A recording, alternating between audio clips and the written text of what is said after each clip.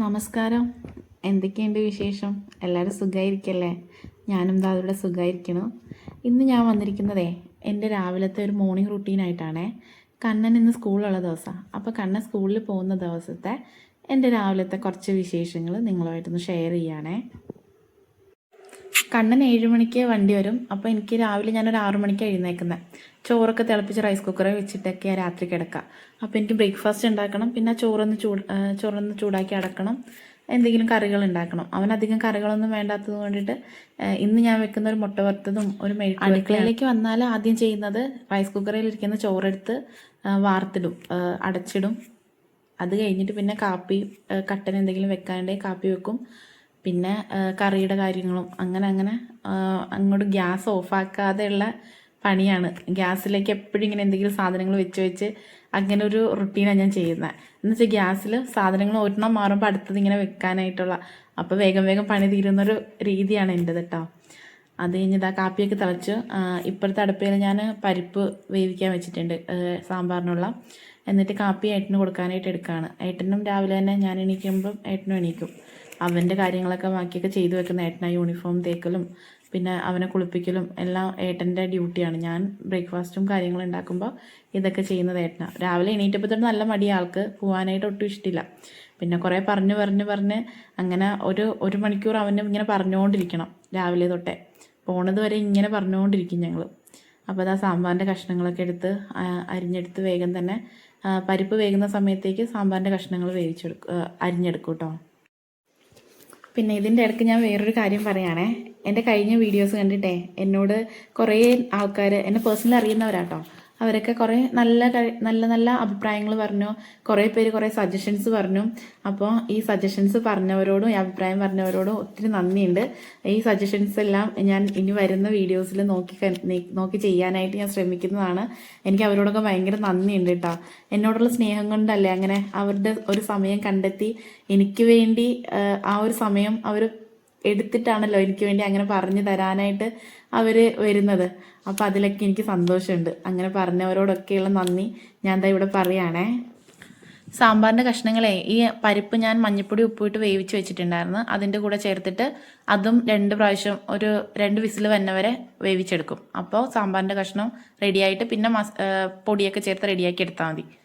അങ്ങനെ സാമ്പാറിനുള്ള കഷ്ണങ്ങളൊക്കെ എടുത്ത് അടുപ്പത്താക്കിയിട്ട് അടുത്ത് ഞാൻ വെണ്ടക്ക മെഴുക്ക് വരട്ടാൻ പോവാണ്. അതിനുള്ള വെണ്ടക്കായൊക്കെ അരിഞ്ഞു വെച്ച് അടുപ്പത്ത് ചൂടാക്കി പാൻ ചൂടാക്കി വെണ്ണയും കടുകൊക്കെ ഇട്ട് പൊട്ടിച്ചതിന് ശേഷം അതിലേക്ക് വെണ്ടക്ക ഇട്ട് വേഗം തന്നെ ആക്കിയെടുക്കുകയാണ്.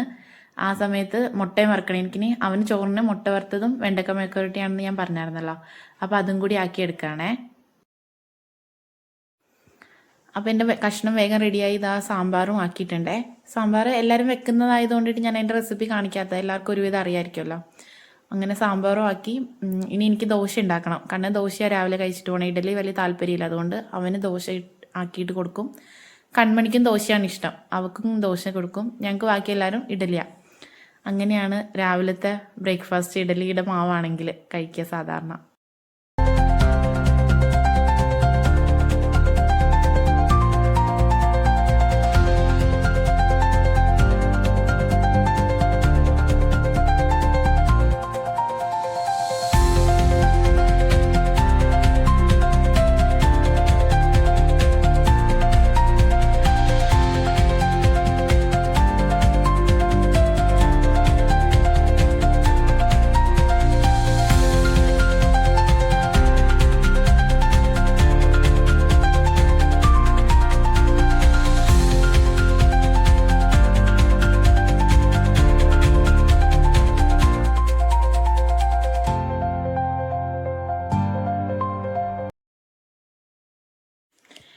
ദോശ കണ്ണന് കൊടുത്ത് ഏട്ടൻ കൊടുക്കുന്നുണ്ടേ. അത് വാരി കൊടുത്താലേ കഴിക്കുള്ളൂ. രാവിലെ ഭയങ്കര നിർബന്ധമാണ്.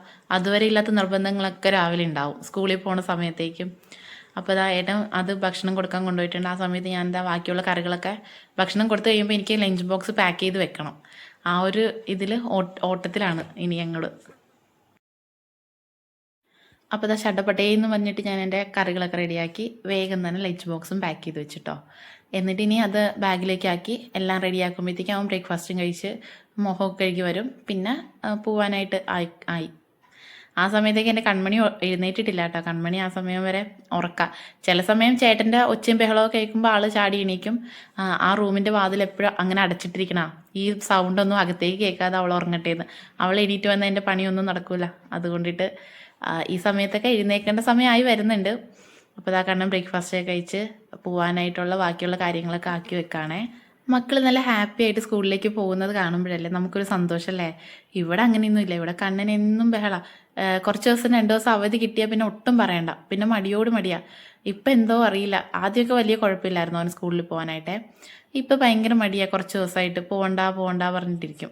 അപ്പം ഞങ്ങളിങ്ങനെ ഓരോന്ന് പറഞ്ഞ് സമാധാനിക്കും. നാളെ അവധിയായിരിക്കും, മറ്റന്നാൾ അവധിയായിരിക്കും എന്നൊക്കെ പറഞ്ഞിട്ട് അത് വിശ്വസിച്ച ആളങ്ങനെ പോകും. പക്ഷേ പിറ്റേ ദിവസം പോകാൻ റെഡിയാകുമ്പോൾ പറയാം, അമ്മ പറഞ്ഞില്ലേ നാളെ അവധിയാണ് എന്ന് പറഞ്ഞില്ലേ എന്നൊക്കെ പറഞ്ഞിട്ട് അങ്ങോട്ടും ഇങ്ങോട്ടും പറഞ്ഞുകൊണ്ടിരിക്കും.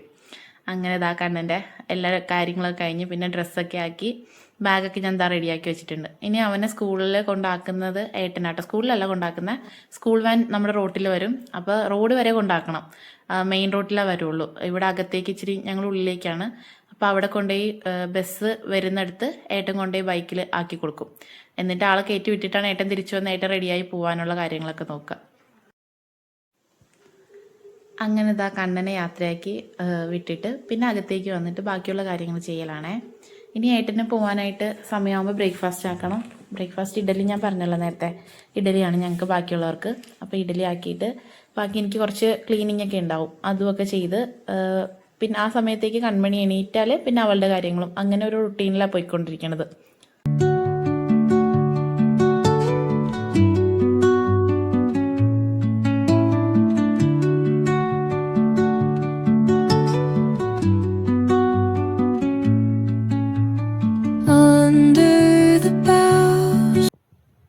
അപ്പോൾ ഇതാ ഇനി ചെയ്യാൻ പോകുന്ന ഏട്ടൻ്റെ ഷർട്ട് ഒരെണ്ണം തേക്കാനുണ്ടായിരുന്നു. ഇന്ന് ഓഫീസിൽ ഇട്ടുകൊണ്ട് പോകുന്ന ഷർട്ടാണ്.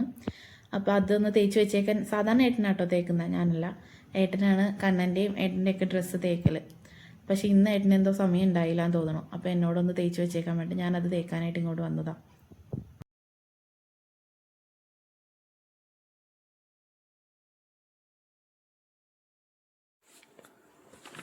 അത് കഴിഞ്ഞ് ഏട്ടൻ കുളിയൊക്കെ കഴിഞ്ഞ് റെഡിയായി വന്നിട്ടുണ്ട്. ഇനി ഭക്ഷണം കൊടുത്ത് ഏട്ടൻ ഇപ്പം തന്നെ പോകാനായിട്ടുള്ള സമയമായിട്ടുണ്ട്. അപ്പോൾ ഇനി ഭക്ഷണത്തിനുള്ള എല്ലായിടത്തൊക്കെ ഞാൻ വെക്കാണേ.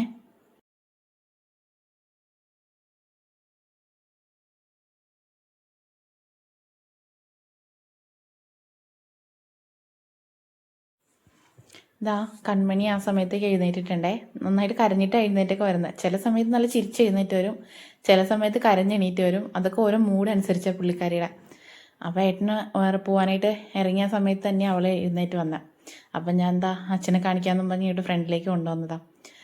ഏട്ടനെ ഇവൾ കാണാതെ ഒളിച്ചൊക്കെയാണ് പോണേ. അവൾക്ക് ഏട്ടൻ പോണ കാണുമ്പോൾ തന്നെ വണ്ടിയിൽ കയറണമെന്നൊന്നും ബഹളം. അങ്ങനെ അതേപോലെ തന്നെ ആ സെയിം കരച്ചിൽ കരഞ്ഞിട്ട് ഏട്ടനെന്നാൽ ഒന്നൊരു റൗണ്ട് ആക്കിയിട്ട് വരാമെന്നും പറഞ്ഞിട്ട് എടുത്ത് വണ്ടിയിൽ വെച്ചിട്ട് പോവാണേ.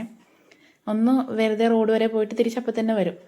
എന്നിട്ട് അപ്പം പിന്നെ ഓക്കെയാണ്, അപ്പം പിന്നെ ഹാപ്പിയാണ്, പിന്നെ ഇരുന്നോളും. അല്ലെങ്കിൽ ഭയങ്കര കരച്ചിലായിരിക്കും. ഏട്ടൻ പോയി കുറേ നേരത്തേക്ക് കരച്ചിലാണ്. ഇതാകുമ്പോഴത്തേക്കും അവൾ ഹാപ്പിയാണ്, പിന്നെ പ്രശ്നങ്ങളൊന്നും ഉണ്ടാക്കുകയില്ല. അങ്ങനെ ഏട്ടന് പോകാൻ സമയമായി എന്ന് പറഞ്ഞിട്ട് ഭയങ്കര ധൃതി വെച്ച് നിന്ന ആളാണ്. പിന്നെ അവളെ ഒന്ന് ഹാപ്പി ആക്കി പോകാമല്ലോ എന്ന് പറഞ്ഞിട്ട് അങ്ങനെ ടാറ്റയൊക്കെ തന്ന ഏട്ടനും പോയി. പിന്നെ ഞങ്ങൾ അകത്തേക്ക് വന്നിട്ട് പിന്നെ കൺമണിയായിട്ട് ഞാൻ കുറച്ച് സമയം ഇരുന്ന് കളിക്കും. അത് കഴിഞ്ഞിട്ടാണ് പിന്നെ അവളെ ബ്രഷ് ചെയ്യിച്ച് ഭക്ഷണമൊക്കെ കൊടുക്കലൊക്കെ. ആ സമയത്തേക്ക് ഇവിടെ അമ്മയുണ്ട്. അമ്മ കുളിച്ച് ഭക്ഷണം കഴിക്കാനായിട്ട് അമ്മ റെഡിയായി കുളിച്ച് ബ്രഷൊക്കെ ചെയ്ത് ഭക്ഷണം കഴിക്കാനായിട്ട് വരുന്ന സമയത്തേക്ക് ഞാൻ ഇവൾക്ക് ഭക്ഷണമൊക്കെ കൊടുത്ത് ഞാനും റെഡിയായി നിൽക്കും. എന്നിട്ട് ഞങ്ങൾ ഒരുമിച്ച് ഭക്ഷണം കഴിച്ചിട്ടാണ് പിന്നെ ബാക്കിയുള്ള കാര്യങ്ങളൊക്കെ ചെയ്യൽ. അപ്പോൾ കൺമണിക്ക് ബ്രഷ് ചെയ്ത് അവൾ ഇനി ദോശയാണ്, അവൾക്കും ദോശ തന്നെയാണ്. അപ്പോൾ ഞാൻ ദോശ ചുടാനായിട്ട് പാത്രം വെച്ചിട്ട് അപ്പോൾ ഇവൾ ഭയങ്കര ബഹളം വെച്ചിട്ട് ഞാൻ എടുത്തിട്ട് വന്നിട്ടാണ് പിന്നെ അപ്പോൾ ആരുടെയും സമ്മതിക്കില്ല, ആരുടെയും കയ്യിലേക്ക് പിന്നെ പോവുകയില്ല. അങ്ങനെ ഞാൻ ദോശ ചുട്ട് പിന്നെ ദോശ ഇഷ്ടമാണ് ആൾക്ക് കേട്ടോ. ദോശയും പൂരി ചപ്പാത്തി അങ്ങനെയുള്ള സാധനങ്ങളൊക്കെ ഇഷ്ടമാണ്. പുട്ട് വലിയ കുഴപ്പമില്ല, പുട്ടൊക്കെ സാധാരണ കുഞ്ഞുങ്ങൾക്ക് അങ്ങനെ ഇഷ്ടമില്ലല്ലോ. പക്ഷേ ഇവൾക്ക് വലിയ കുഴപ്പമില്ല. എന്നാലും ഭക്ഷണം കഴിക്കാൻ ഭയങ്കര മടിയാണ്, ചോറേ കഴിക്കില്ല. പിന്നെ ഞാനത് ഇപ്പോൾ കഴിക്കാണ്ട് ഇങ്ങനെ വെയിറ്റ് കുറവാണ് എന്നൊക്കെ പറഞ്ഞത് കൊണ്ടിട്ട് കഞ്ഞി കുടിക്കട്ടെ എന്ന് ഓർത്തിപ്പോൾ കഞ്ഞിയൊക്കെ കൊടുക്കും. അതും കഴിക്കില്ല. 2 സ്പൂണൊക്കെ കഴിച്ചാൽ പിന്നെ തുറന്ന് തരികയില്ല.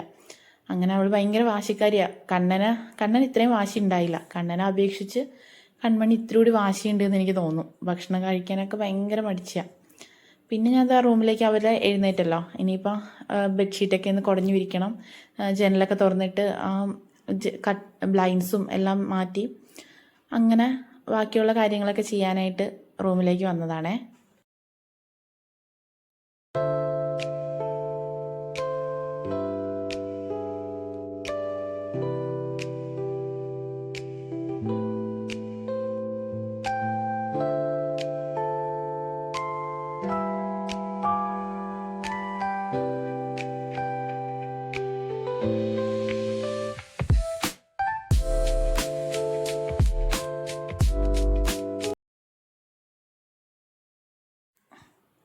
അത് ആ സമയത്തേക്ക് അമ്മയുടെ കുളിയൊക്കെ കഴിഞ്ഞ് അമ്മയും വന്നു.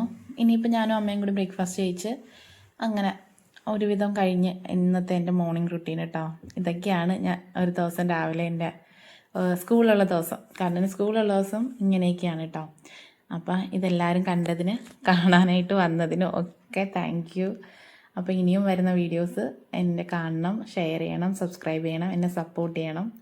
അപ്പോൾ എല്ലാവർക്കും നല്ലൊരു ദിവസമായിരിക്കട്ടെ. ഇനി വരുന്ന ദിവസങ്ങളിൽ എല്ലാവരുടെയും നല്ലതാവട്ടെ എന്ന് പ്രാർത്ഥിക്കുന്നു. അപ്പം എല്ലാവരും എനിക്ക് വേണ്ടിയും പ്രാർത്ഥിക്കുക, ഞങ്ങൾക്ക് വേണ്ടിയും പ്രാർത്ഥിക്കുക. Thank you so much.